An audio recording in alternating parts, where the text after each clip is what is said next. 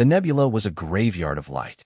Captain Eva Rostova floated outside the skew, her breath fogging the visor as she watched the clouds shift like dying gods. Below, the gas giant churned with storms that had raged for eons, its atmosphere a canvas of violet and crimson. Above, the nebula itself pulsed with an unnatural rhythm, as if something vast and ancient was breathing. Her ship was a speck of metal in this cosmic cathedral, and she was the only one awake. The others were in cryo, dreaming of a home they might never see again. Eva ran a gloved hand over the hull, feeling the faint hum of the engines. They were damaged, limping toward a rumored signal in the nebula's heart, a signal that might be salvation or a trap. The comms were dead, the sensors flickering. She was alone with the stars and the silence. Then she saw it, a shape moving through the nebula, dark and angular, slicing through the gas like a knife through silk. It wasn't a ship. It was organic, yet mechanical, a creature of living rock and crystalline spires. It turned toward her, and Eva froze. Its eyes were like black holes, swallowing the light around them. The skew's alarm screamed to life, but it was too late. The creature lunged, its claws scraping against the hull, and Eva was thrown into the void, her tether snapping. She tumbled, watching her ship get torn apart, swallowed by the beast's maw. The last thing she saw was the nebula swirling around her, and then darkness. Eva woke to the sound of dripping. Her suit was breached, the air thinning. She was in a cavern, the walls made of something like obsidian, but warm to the touch. Above, the beast loomed, its form shifting, crystalline plates rearranging like a puzzle. It wasn't eating the ship, it was studying it, probing it. Eva reached for her sidearm, but it was gone. She had only her wits and the fading life support in her suit. The beast lowered its head, its mouth a maw of jagged crystals. It exhaled, and the air filled with a low hum, vibrating Eva's bones. She braced for the end, but instead, the beast nudged her. Gently, like a cat batting at a toy. It turned and slithered deeper into the cavern, leaving her alone. Eva didn't move. She didn't breathe. She just stared at the darkness, wondering if this was how humanity ended, not with a bang, but as a pet.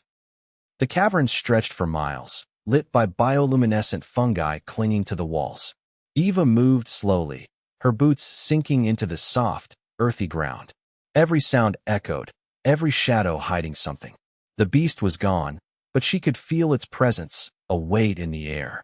Her suit's oxygen was critical now, the warning light flashing red. She had to find a way out, or find something to breathe. Ahead, she saw a faint glow, pulsing like a heartbeat. It led her to a chamber where the walls were covered in strange symbols carved into the stone. They weren't writing, more like maps or warnings. Eva traced one with her finger, and the stone beneath her hand flared, projecting a hologram. It showed a fleet of ships, human ships, entering the nebula centuries ago. They never came out. The beast wasn't alone. It was a guardian, and humanity was intruder. A roar shook the cavern, and Eva spun around. The beast was back, but it wasn't alone. Behind it, a dozen more emerged, their forms shifting, merging, splitting like liquid rock. They surrounded her, their black eyes unblinking. Eva didn't run. She stood her ground, her fists clenched. The lead beast tilted its head, as if surprised. It reached out a clawed hand, not to strike, but to offer. In its palm lay a chunk of crystal, glowing with the same energy as the symbols. Eva hesitated, then took it. The moment her skin touched the surface, visions flooded her mind. Cities of glass, oceans of liquid metal, a civilization that had turned itself into living stone. They weren't predators. They were ascetics. And they saw humanity as chaotic, untamed, dangerous. The beast stepped back, and the others followed. They left her with the crystal, the only gift they would ever give. The crystal was a key. Eva pressed it against the wall of symbols, and the chamber opened, revealing a tunnel leading upward. The air grew colder, the light dimmer. She climbed for hours, her legs burning, her lungs screaming.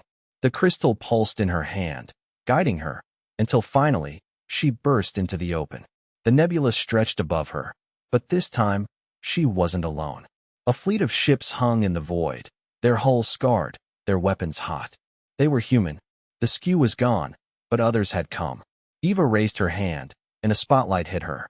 The ships opened fire, not at her, but at the cavern entrance. The beasts roared, their crystalline forms shattering under the barrage. Eva watched, horrified. The humans saw monsters. The beasts saw curators. And she was caught in the middle. A shuttle descended, its ramp lowering. Eva didn't move. The beasts were retreating, melting back into the stone, but their cries echoed in her mind. The humans were shouting, demanding answers, but she had none.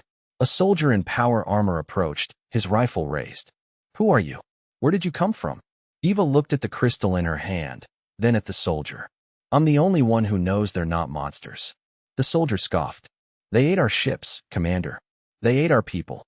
Eva shook her head. "They don't eat. They collect." She held up the crystal. "They think we're pets." The soldier stared at her, then at the crystal, then back at the cavern. The firing stopped. The silence was deafening. The fleet's flagship, the Retribution, loomed over Eva like a tomb. She was escorted to the bridge, the crew staring at her as if she were a ghost. The commander, a woman with eyes like ice, stood before her. "You're telling me the aliens are nurturing us?" Eva nodded, placing the crystal on the main console. The hologram projected again, the visions of the ascended civilization. The commander's face hardened. "They're playing with us." Eva leaned forward. "No, they're afraid of us." The commander laughed, sharp and cold. "Afraid? They tore our ships apart." "Because we don't stop," Eva said. "We don't give up. We don't ascend into stone. We keep fighting. We keep living." The commander stared at her, then at the hologram, then at the nebula outside. The silence stretched, thick with unspoken truths. The fleet turned their weapons on the nebula, targeting the heart of the signal. Eva protested, but she was overruled. "They're a threat," the commander said. "We end the threat." Eva was locked in her quarters, watching the screens as the fleet advanced. The nebula pulsed, dark and alive. The beasts emerged, not to fight, but to shield something at the center.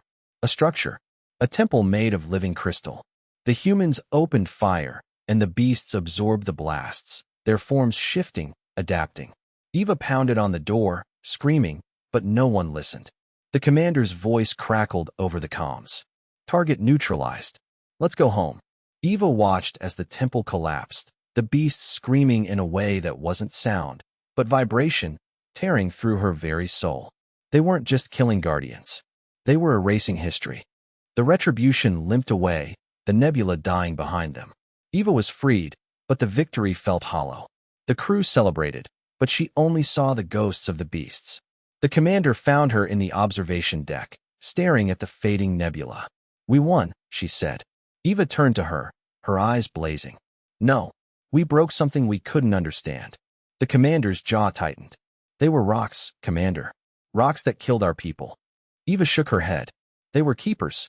And we were the pets." She held up the crystal, now dull and lifeless. "They didn't fear us. They feared what we'd become if we learned their secret." The commander looked at the crystal, then at Eva, and for the first time, she looked unsure. The fleet jumped to hyperspace, leaving the nebula behind. Eva stood on the bridge, the crystal in her hand, a weight she couldn't shake. The commander approached, her voice softer now. What was their secret? Eva looked at the crystal, then at the stars. "Eternity," she said. "They gave up everything to become perfect. And they saw us as chaos, as life, as something they couldn't control, couldn't contain, couldn't kill." The commander stared at her, then at the crystal. "So what do we do now?" Eva smiled, a thin, sharp thing. "We keep being chaotic. We keep living. We keep being pets." The fleet sailed on, into the dark, and Eva clutched the crystal, the last piece of a civilization that had tried to teach them the only lesson that mattered. Some things are worth more than perfection. Some things are worth fighting for, even if you're just a pet.